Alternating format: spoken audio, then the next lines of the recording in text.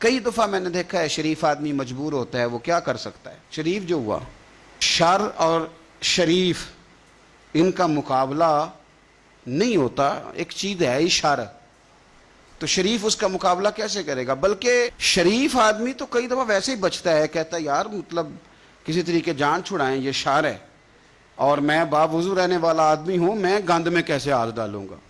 وہ بچتا ہے تو لوگ سمجھتے ہیں ڈرپوک ہے، حالانکہ ڈرپوک اور ہوتا ہے اور شریف اور ہوتا ہے۔ تو شرافت کو لوگ بزدلی جانتے ہیں۔ نبی پاک صلی اللہ علیہ وسلم کے صحابی حضرت سعید بن زید رضی اللہ تعالی اور عشرہ مبشرہ صحابی حضرت عمر کے بہنوئی ہیں، اور یہ حوالہ میں آپ کو مسلم شریف سے عرض کر رہا ہوں۔ حضرت سعید بن زید رضی اللہ تعالیٰ عنہ وہ خوبصورت آدمی ہیں جنہیں دنیا میں چلتے پھرتے میرے نبی پاک نے جنت کی بشارت عطا فرمائی۔ بندے کا قد کاٹ دیکھیں کہ جنتی بندہ، یعنی اتنا اعتماد حضور نے کیا کہ فرمایا اس کے بعد والے آخری دم تک کے اعمال پر بھی میں جانتا ہوں یہ جنتیوں والے کام کرے گا۔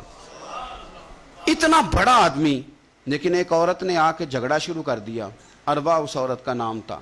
اسے آ کے حضرت سعید بن زید سے جھگڑا شروع کیا کہ یہ جو مکان ہے نا آپ کا، اس میں اتنی جگہ میری ہے، مجھے آپ بتائیں ایک شریف آدمی سے عورت جھگڑا کرے تو بندہ جواب میں کچھ کر سکتا ہے؟ آپ شریفوں کی مجبوریاں تو سمجھیں کتنی زیادہ ہیں۔ بھئی ایک عورت آ گئی، اس نے دعویٰ کر دیا، بلا وجہ انسان کٹہرے میں کھڑا ہو جاتا ہے۔ یہاں کو بندہ آگے کہہ دیتا، کہتا جی میں نے 20 لاکھ روپیہ لینا ہے، تو شریف آدمی ادھر کیا کرے گا؟ وہ تو مفت میں، اور دائیں بائیں بیٹھے لوگ ویسے ہی پریشان ہو جائیں گے کہ پتہ نہیں کوئی بات ہوتی ہے تو کوئی آتا ہے نا۔ اس نے کہہ دیا کہ مکان میں میرا حصہ ہے، اور کہہ کسے دیا؟ اسے جن کے اعمال کے صحیح ہونے کی گواہی مدینے والے رسول نے عطا فرمائی۔ اس نے کہا جناب یہ مکان میں میرا حصہ ہے۔ اب حضرت سعید بن زید رضی اللہ تعالیٰ عنہ فرمانے لگے یہ زمین اسی کو دے دو، ختم ہو گئی بات۔ شریف آدمی کیسے جھگڑا کرے؟ اب میں آپ کو ایک بات بتاؤں، اگر اس طرح بھی بندہ کر دے تو باتیں پھر بھی ہوتی ہیں۔ لوگ کہتے ہیں بلا وجہ تو نہیں نہ دے دی، ایسے تو نہیں نہ کوئی دے دیتا 4 مرلے، او بھائی ایسے تو نہیں نہ۔ فوراً فرمایا حضرت سعید بن زید، فرمایا دے دو اسے۔ تو آپ کے اہل خانہ کہنے لگے حضور آپ اسے کیوں دے رہے ہیں؟ فرمایا تم دے دو۔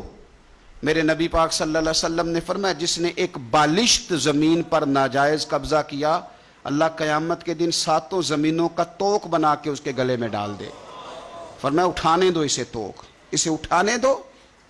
اور ایک حدیث میں فرمایا 7 زمینوں میں دھنسا دے گا اللہ اسے اٹھانے دو، دے دو۔ لیکن تکلیف تو ہوتی ہے نا، کہاں سے اتنا حوصلہ بندہ کرے؟ دل تو ٹوٹ جاتا ہے نا کہ یار میرے اوپر اس طرح الزام لگانا، اور اس طرح کسی شخص کے بارے میں، وہ بندہ جس نے زندگی تقوی میں گزار دی، اس پر اتنا گھنونا الزام لگا دینا۔ اب حضرت سعید بن زید نے نا لوگوں کو کہہ دیا دے دو، لیکن جب تنہا گئے تو دل ٹوٹا ہوا تھا، کلیجہ پھٹا ہوا تھا، طبیعت پریشان تھی، ہاتھ اٹھائے، کہا اللہ سچائیاں بھی تو جانتا ہے، جھوٹ بھی تو جانتا ہے، ظاہر چیزوں کو بھی تو جانتا ہے، چھپی ہوئی کو بھی تو جانتا ہے۔ اللہ اگر یہ جھوٹی ہے تو اسے اندھا کر دے، اور اللہ یہ جو زمین اس نے مجھ سے لی ہے نا پھر اس میں اس کی قبر بنا دے۔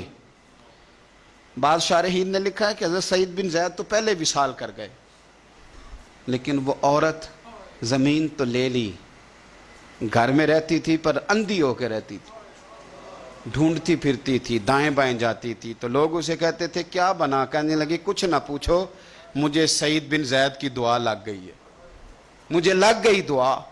تڑپتی تھی، روتی تھی، کنواں کھدوایا ہوا تھا، امیر لوگوں نے گھر میں کنواں کھدوایا ہوا تھا، تو یوں لگتا ہے کہ پانی بھی کوئی نہیں پلاتا تھا، کوئی نواسا نواسی پوتا پوتی بھی قریب نہیں آتا تھا۔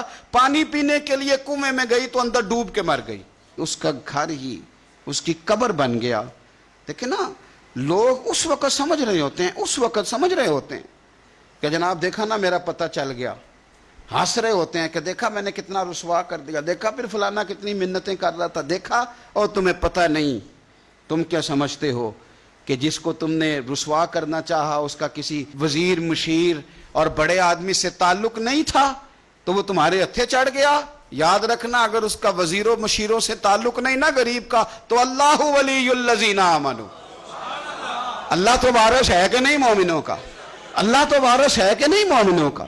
نبی پاک تو والی ہیں کہ نہیں اپنی امت کے؟ اور وارث شاہ مان کری نہ وارثہ دا، رب بے وارثہ کر کے مار دائی۔ تو ہم جب چل رہے ہوتے ہیں نا تو پھر تو ہماری قد کاٹ کا کون مقابلہ کرے، اور جب ہم چڑھ جائیں ہوا کے گھوڑے تو پھر کون ہمارا رخ پھیرے۔ لیکن یاد رکھنا ایک عدل کرنے والی ذات ہے، جب لگامیں کھینچتی ہے تو پھر لوگوں کو کوئی چارہ، اپنی زندگی کے اندر کبھی بھی کوئی کام ایسا نہ کریں، کبھی بھی۔